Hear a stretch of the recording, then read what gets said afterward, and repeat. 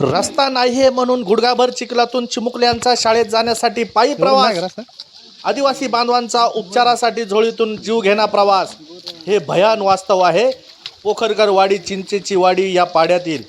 देशाला स्वातंत्र्य मिळून 80 वर्ष झालेत. सरकार मोठ्या विकास प्रकल्पांच्या गोष्टी बोलतोय, पण अजूनही आमचा आंबेगाव तालुक्यातील आदिवासी समाजातील नागरिकांना रस्त्याअभावी मरण यातना सहन कराव्या लागत आहेत. नाव सचिन लोहकरे. हां शाळेचं नाव जिल्हा परिषद प्राथमिक शाळा ठाकरवाडी शिनोली. हां तर पावसाळ्यामध्ये पाऊस जास्त असला का मुलांना यायला प्रॉब्लेम होतो. म्हणजे रस्ता हा एकदम चिखलमय झालेला असतो आणि चिखल झाल्यामुळं पोरं येत नाही ते. म्हणजे रस्त्यावरनं चालताना घसरतात, पडतात आणि शाळेत आल्यानंतर त्यांचे कपडे वगैरे सगळी चिखल्याने माखलेले असतात. त्यामुळे पाऊस जास्त असेल तर आमच्या उपस्थितीवरती म्हणजे शाळेच्या उपस्थितीवरती सुद्धा त्याचा परिणाम होतो. किती मुलं शाळेत येत नाही रोज तरी अंदाजे? जास्त पाऊस असेल तर इकडच्या भागातनं जी येणारी मुलं 5-6 मुलं ती तर गैरहजर असतात. म्हणजे किती वर्षापासून हा प्रॉब्लेम आहे? आता मी जेव्हापासून आलो तेव्हापासून त्या भागात रस्ताच नाही नाही. म्हणजे मी 2019ला इथं आलेलो आहे तेव्हापासून काही रस्ता नाही. तर याबाबत तुम्ही वरिष्ठांना कळवले का? तुमच्या जे जिल्हा परिषदचे अधिकारी आहेत त्यांना? नाही, त्यांना नाही कळवलं. त्यांना नाही कळवलं अजून. कोण आहेत आपले शिक्षण अधिकारी? शिक्षण अधिकारी दहीतुल्य मॅडम. दहीतुल्य मॅडम. ठीक आहे, चालते. मग तुमची काय मागणी आहे? काय वाटतं तुम्हाला? विद्यार्थ्यांना शाळेपर्यंत यायला तर रस्ता आहे, पण मुलांच्या घरापासून शाळेपर्यंत यायला रस्ता नाही. त्यामुळं गैरहजेरीचं प्रमाण वाढते. ठीक. पोखरकरवाडी चिंचेचीवाडी हा रस्ता आदिवासी बांधवांसाठी पूर्वी खुला होता आणि त्या रस्त्यासाठी सार्वजनिक बांधकाम विभागामार्फत डांबरीकरण झालं असल्याचं कागदोपत्री असल्याचं स्थानिक नागरिकांकडून बोललं जातंय. परंतु आता मात्र रस्ता चोरीला गेल्याने आमच्या आदिवासी समाजाला रस्ता नसल्याने मरण यातना सहन कराव्या लागत आहे. भीमाशंकर टाइम्स, शिनोले.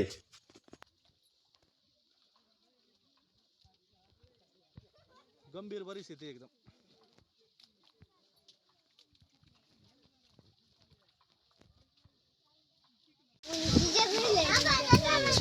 बाळा, तुझं नाव काय? स्वरा सुभाष काळे. हा, तू कुठे राहिला? इथं. इथं. कोणत्या रस्त्याने जाते तू?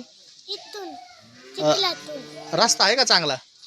नाही, मग इथून असं चिखलातून जायला. रोज येते का तू शाळेत? हो येते रोज? हो मग चिखलातून जायला लागतं? हो मग सरांना सांगते ना तू चिखलातून जाते येते काय? हो मग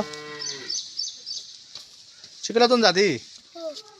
तू बाळा, तुझं नाव काय? तनुजा सुरेश काळे. हा, कोणता रस्ता आहे तुझा? इकडं कुठं? चिखलातून जाते.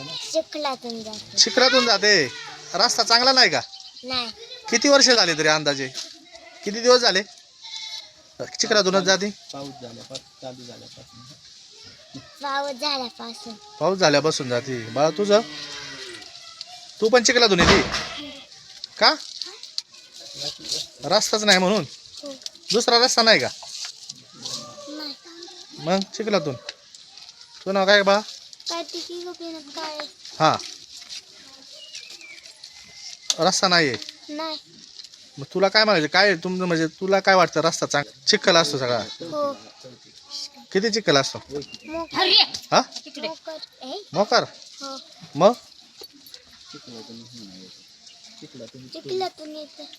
तुला कोण न्यायला वगैरे येतं का? येते. पाऊस असल्यावर चिखल यायला जाता येत नाही. नाही. आणि वाड्याला पाणी आल्यावर न्यायला येते. कोण? पप्पा त्यांनी. नाही तर मग तू एकटीच येते का चिखलातून? हा, तुझं नाव काय बा? पक्केवाडी. तू कोणत्या रस्त्याने येतो? चिखलाच्या. चिखलाच्या. किती चिखल आहे? लय. लय. हो. मग वेळ होतो का शाळेला? काही येत नाही चिखलला? पाऊस पडल्यावर येत नाही शाळेत? येते. रोज येतो? हो. हा, हो. चिखल लय असल्यावर तरी पण येते. तरी पण येतो चिखलातून? हो. केवढा चिखल असतो दाखव. एवढं. हा, एवढं. एवढा चिखल असतो? हो. आणि मग इकडे आल्यावर काय पाहिजे होतो का? हो.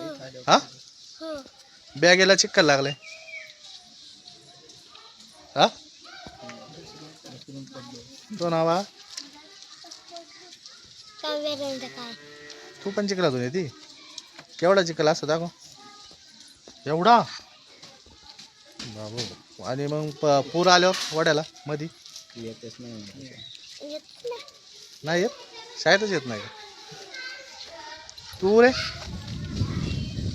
पैसे निघाला काय तू पण चिखलातून येते हो लय चिखल असतो का हो किती लांबपर्यंत चिखल आहे घराकडे राहायला कुठे आहे तू पुढं पुढं पुढं काळेवाडी ना काळे वस्ती किती चिखल असतो हा मग तू कुणाला सांगते घरी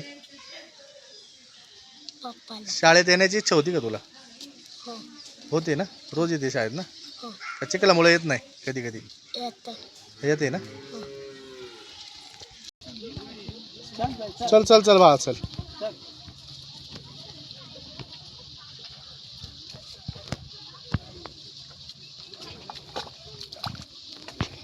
चल हळूहळू चल